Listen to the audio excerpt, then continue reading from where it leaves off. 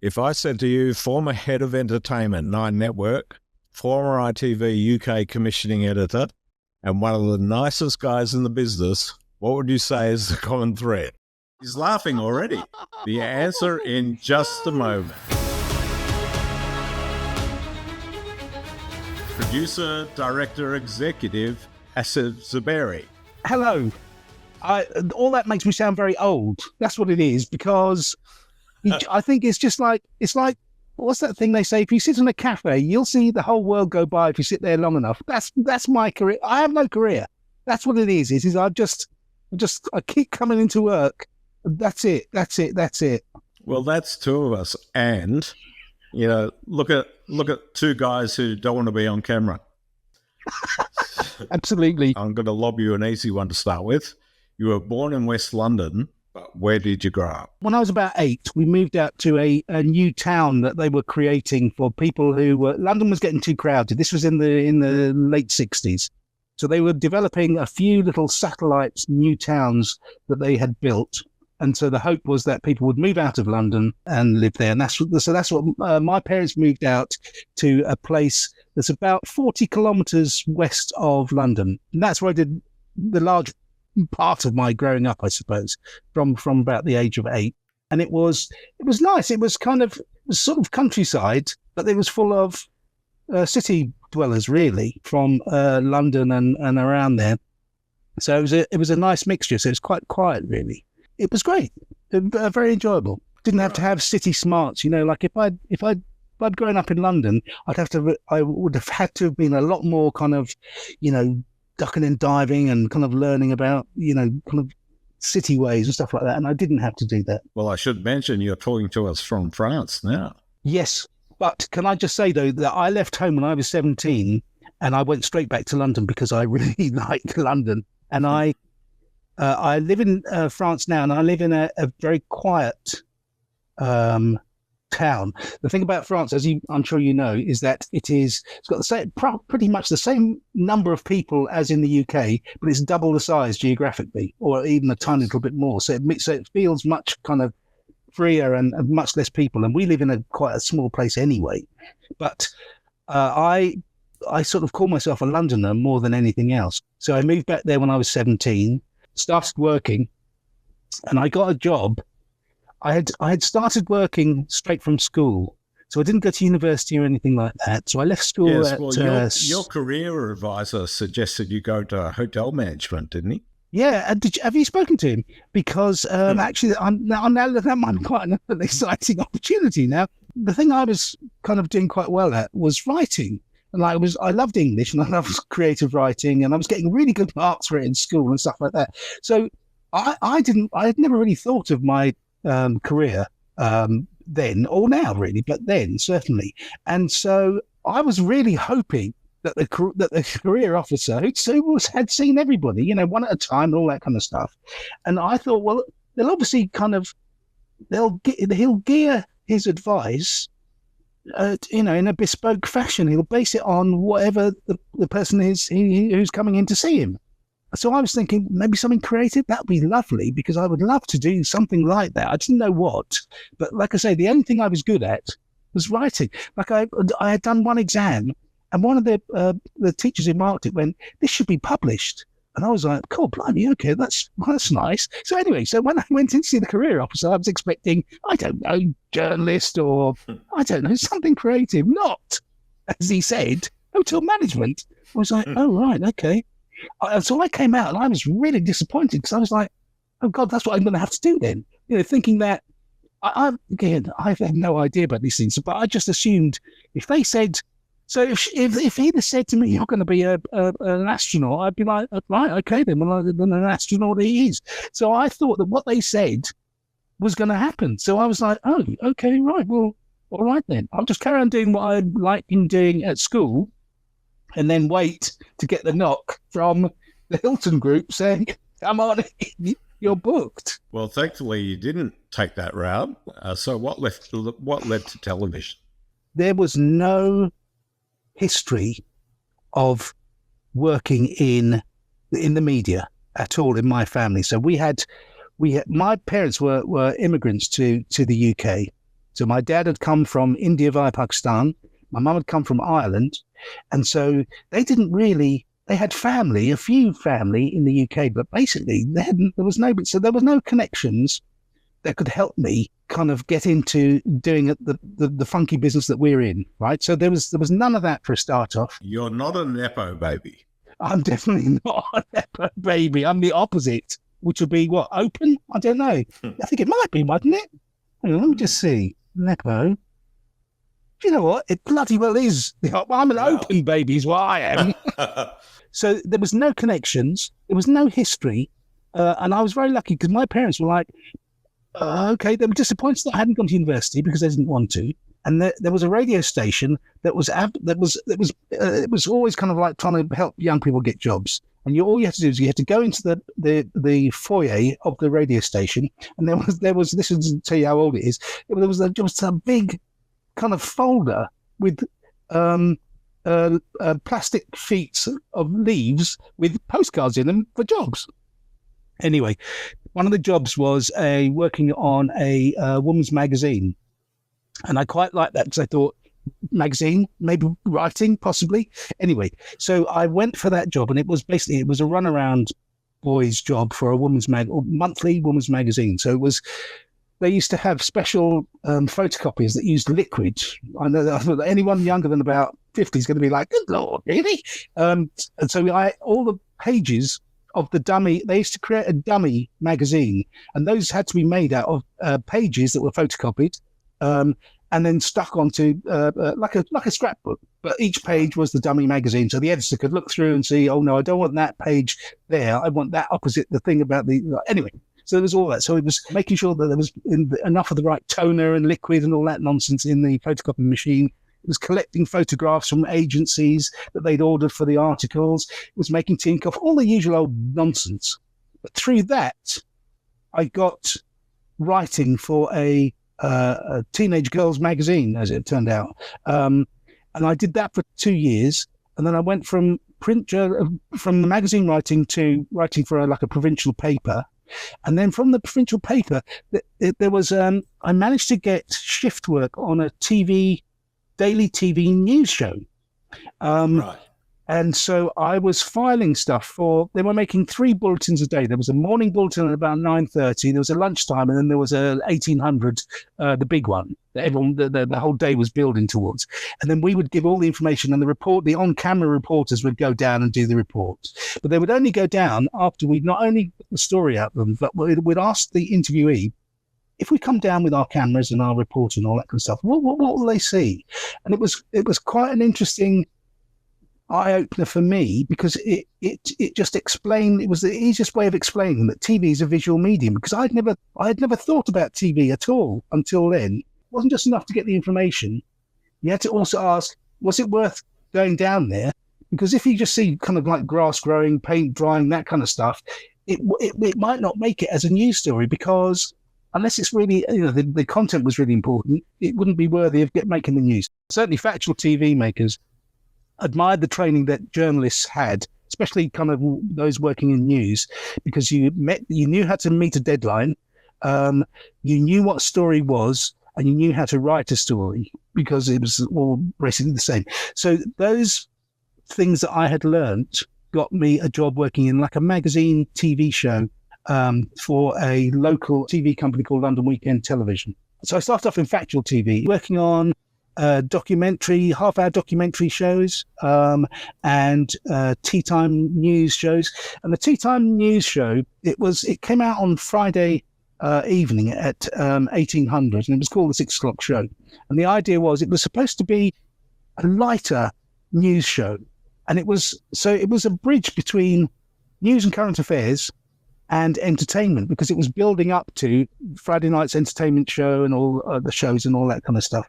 So it was great. So we would do short, like 6-minute VTs, but with kind of slightly different subjects. So we would have an ideas meeting on Monday morning, and it would be stuff that we'd either seen in the newspapers or heard on radio or whatever. And then if it got chosen, we would then go out and film it as researchers. And so, but it'd be things like, I had seen a story about, those soldiers who sit on horses outside of the Buckingham Palace. So there was a story about that I had read, so I suggested that we do just a short VT about people who have to keep still for a living. So we talked to, artist models, and we talked to, just people who have to kind of like, who can't move, basically. And so we would do stories like that.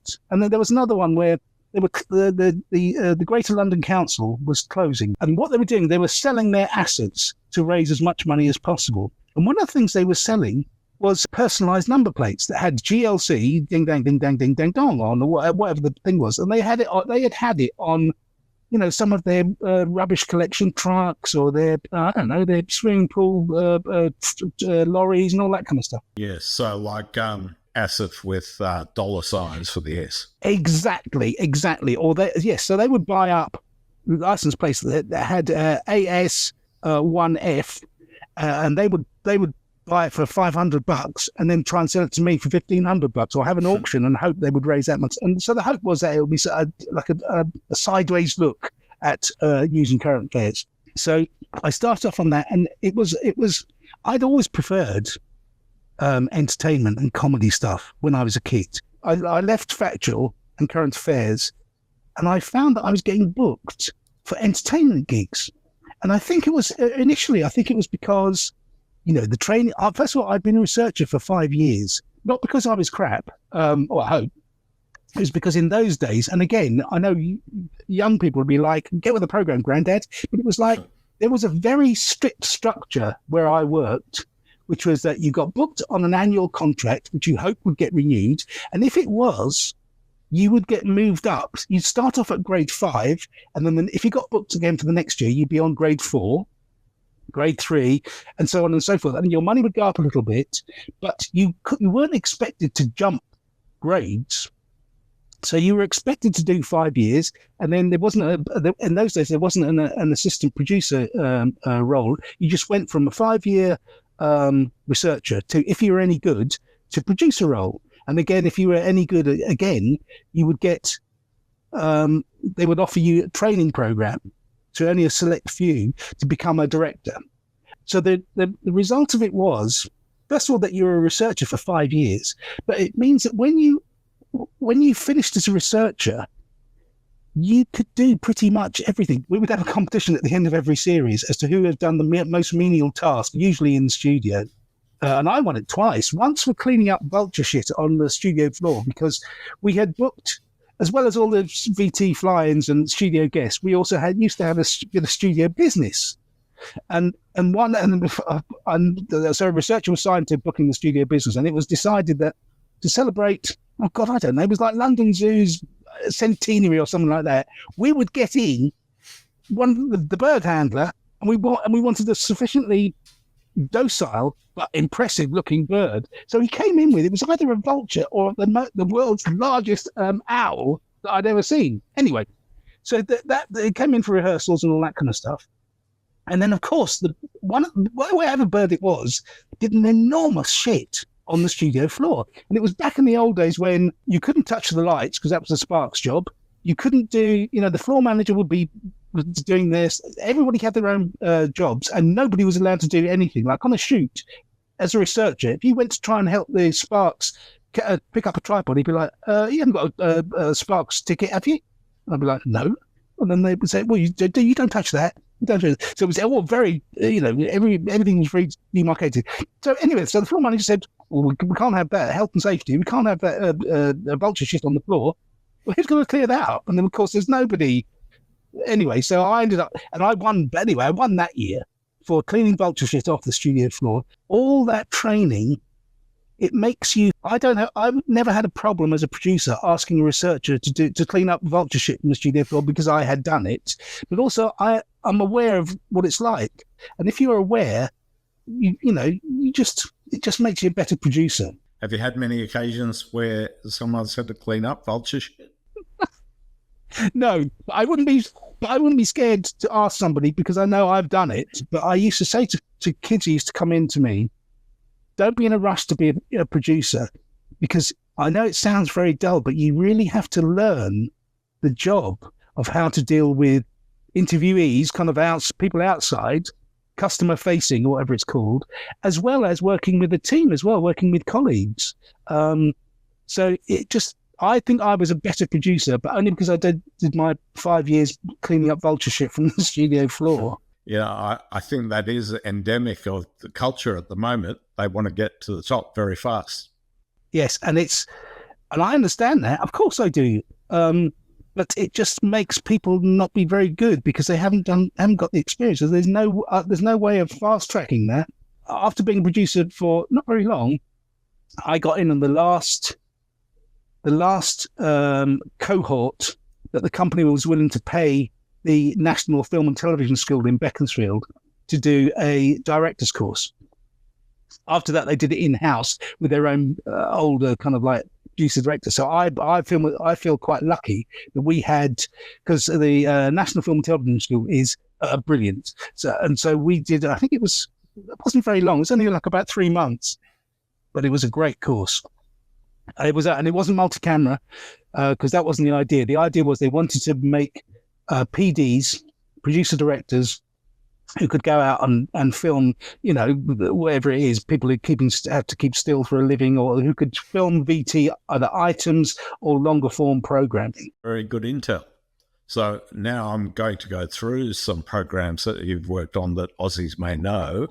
I highly recommend people looking at the IMDb for more. But if you could pass comment on these, please, your role, an anecdote, an interesting fact, a seemingly nice person that's really an asshole, whatever, that sort of thing. One of them that most people will have heard of, but we don't have in Australia, The Big Breakfast.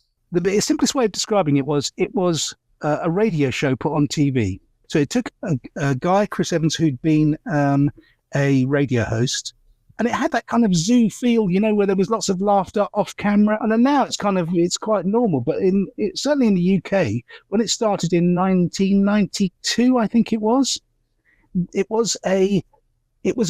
quite an innovative format, especially in the morning.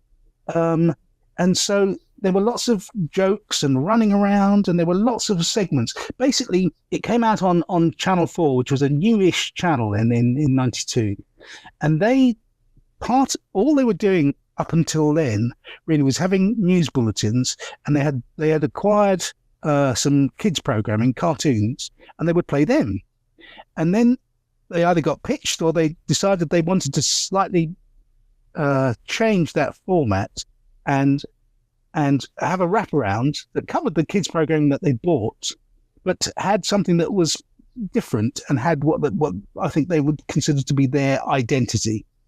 So a show called The Big Breakfast was created. It was very cheap, so there wasn't a lot of money around, and so we ended up bringing a lot of things in from home as props or costumes or whatever. It was 2 hosts, regular strands, as well as having kids programming and stuff like that. And it was, like I say, it was innovative because they used the laughter off camera, like there was a radio, like in Australian radio they have it a lot more actually than the UK, where you'd have maybe 2 or 3 hosts, you'd have noises, laughter off, and you'd involve the producers and all that kind of stuff, and that's what The Big Breakfast was. It was a radio show on TV with stunts and kids stuff, and like I learnt, because I hadn't really done morning programming, peak time in morning, either on radio or on TV, is between, certainly in the UK, is between 0800 and 0830, because outside of those times, people are either prepping they're brushing their teeth, or they're getting dressed, or they're having breakfast or whatever. After those times, they're on their way to work or school or whatever. But between 8 and 8:30, that's your peak time. So in radio in the UK, they cram all their best stuff into that half hour. And that's what we did as well on The Big Breakfast. So that if there were any big showbiz interviews, which there were some, they would go in the 8 to 8:30 slot. And what was your role? What happened was, I think I can say this. Yes, yes. The production company that made The Big Breakfast included Sir Bob Geldof. Channel 4 had said, if we commission this show, we want Geldof on screen. And so when Geldof heard this, he was like, well, I'm fucked if I'm going to get up at 4 o'clock in the morning and be on some morning show. I'm not doing that.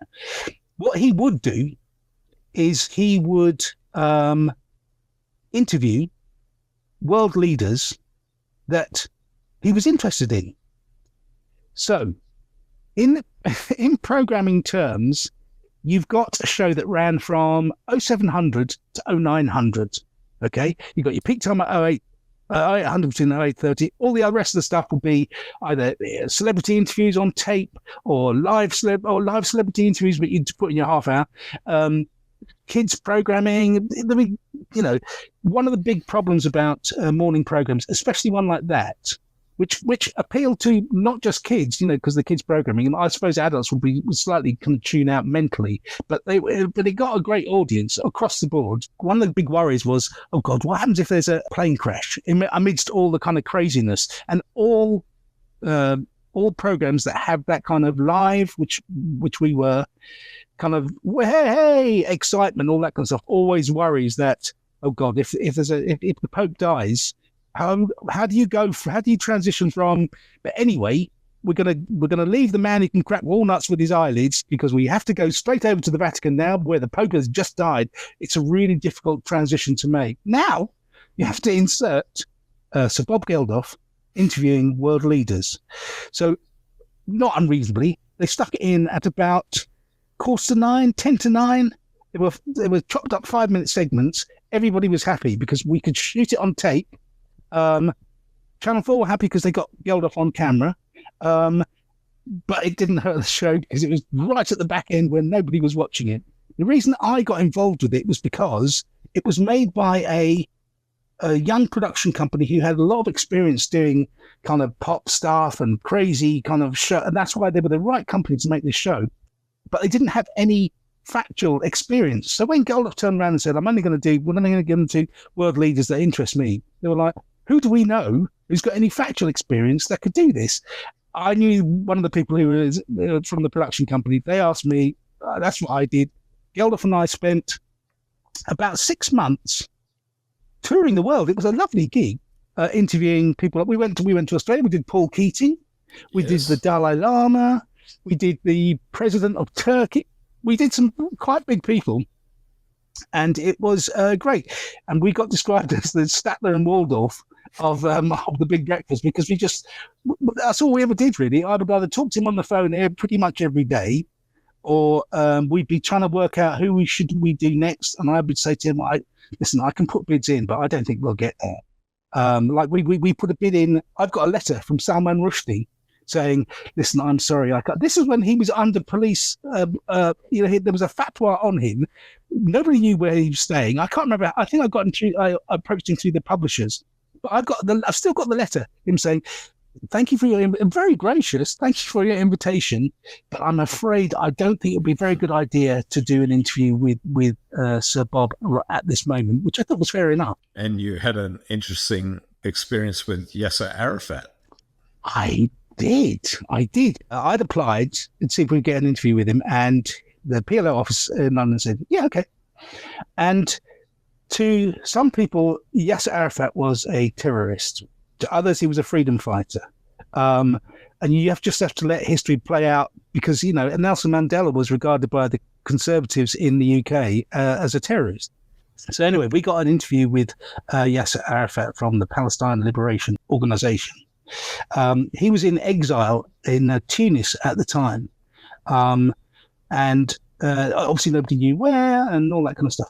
And, Geldof was very keen to do a lot of research before any interview, rightly so. And I would try and get it. Oftentimes, he would do his own stuff, and he had read stuff or had talked to people. He had extensive contacts that he could draw on. But I would also, part of my job was also to get him just as much material as I could, and he would read as much as he could, and he'd either read it or not read it. But he always wants to go in well armed with information. I had gone. Obviously, there were loads of newspaper cuttings about Arafat, but I'd also found there's a bookshop in there's in the Charing Cross Road in the West End of London, there were about 3 or 4 kind of old-fashioned book shops that I like. Now, the closest thing for again, people, very young people, it would be like, the closest thing would be like that, the one shop in for Hogwarts, for Harry Potter, dusty bookshelves, all cobweb, all that kind of stuff. What are these books you talk about? Yeah, exactly. So I found one of these shops specialized in kind of like political thinking and philosophy and all that kind of stuff. And I found, so there was the usual kind of, political discourse about the ethics about Israel and Palestine and general geopolitical business. And I got a couple of them, but I knew Geldof knew a lot of this stuff anyway, or I probably had it at home, some of these books at home. But what I found was there was a series of, it was like Janet and John books. So it was like nice hand-drawn pictures, and it was like the Janet and John collection of freedom fighters. So there was a book about Nelson Mandela, and I think the idea was, if you were kind of I'm not going to say woke because I hate that word, but if you're a very politically aware parent, you'd want to kind of introduce these subjects to your kids in a nice kind of kid-friendly way, that they would go, oh right, okay, so Nelson used to do that. Oh, he liked that. Oh, and that. Oh, well, that happened to his friend, so that's why he got in. So it was all that. Anyway, so then I found a book.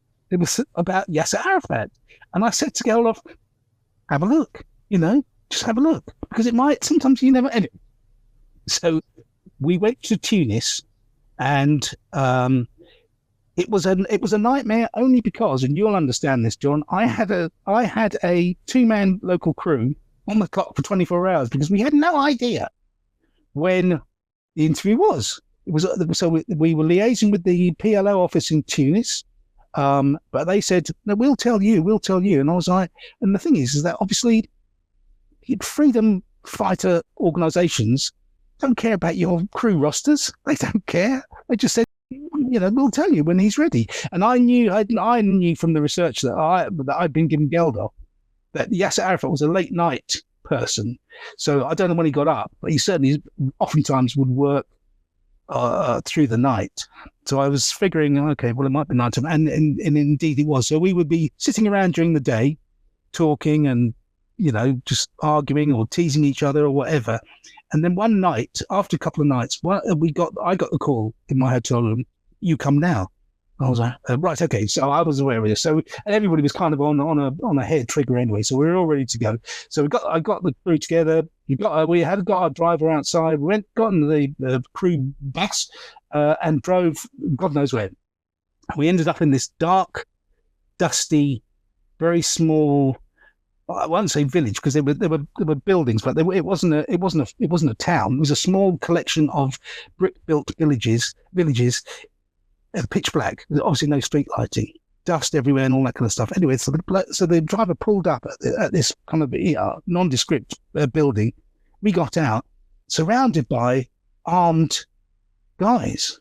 And they were frisking and they were checking all the crew stuff and all that. And I had a camera with me because I would take pictures that the production might use, for publicity and all that kind of stuff. They took the camera out and said, take a photo of it. And I was like, what? And of course, so I just pointed it at the ground, pressed the trigger, and it flashed and all that kind of stuff.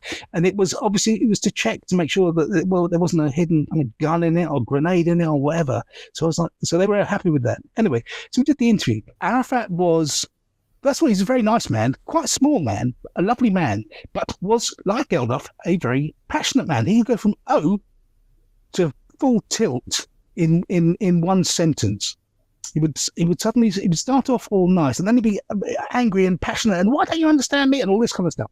And Geldof could be the same way as well. So, in a purely selfish way, I was thinking, actually, that's quite nice. This could be TV gold, because if they both go at each other, then at least you've got something to attract. People who weren't interested in the struggle for the liberation of Palestine might be interested in 2 men threatening to see each other outside for a punch up. So I hoped it would be very good. And indeed, so there were a few times when they kind of clashed. And Geldof was, I don't know what his political persuasion was. I suspect he probably believes in the freedom of Palestine. But so he would put the devil's advocate position to Arafat, and Arafat would respond accordingly. No, not at all. You say that. Why we did all this kind of stuff, which is great. And then he said something, and Arafat was like, "Who told you that? Who told you that?" And I was thinking, oh God, please don't tell him who told him that, because basically Geldof had said, "I know you used to like cars when you were little. Who told you that? How told you that?" And I thought, please don't say the Janet and John book of freedom fighters, but that's what it was. We had seen, he'd taken this fact, which I suppose is right. I don't know. It was in the book anyway. A young Yasser, like nothing more than looking at cars and collecting their numbers, and he really liked sports cars, all this kind of stuff. And I think Geldof had just chucked it in as just a bit of colour, a bit of personality stuff on Yasser Arafat, freedom fighter. But Arafat was like, "Who told you that? Who told you that?" But luckily, he didn't dob me in. But I was lying on the ground looking at a monitor, and I was, while simultaneously shitting myself, thinking, "Geldof, don't throw me under the bus. Don't throw me under the bus." And he didn't. What a lovely man. And did Yasser have personalised number plates on those guns? He did not.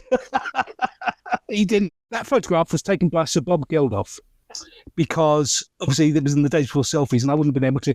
Anyway, very, very lovely man, Yasser Arafat. Big thanks to Asif, and we'll hear more from him next time. You won't want to miss stories about Hell's Kitchen, Big Brother Friday Night Live, Dancing on Ice, The Biggest Loser, Nerds FC, and more, and also what's really happening in television versus online. Let us know who else you'd like to hear from, and we'll see you next time. Like and subscribe. Bye.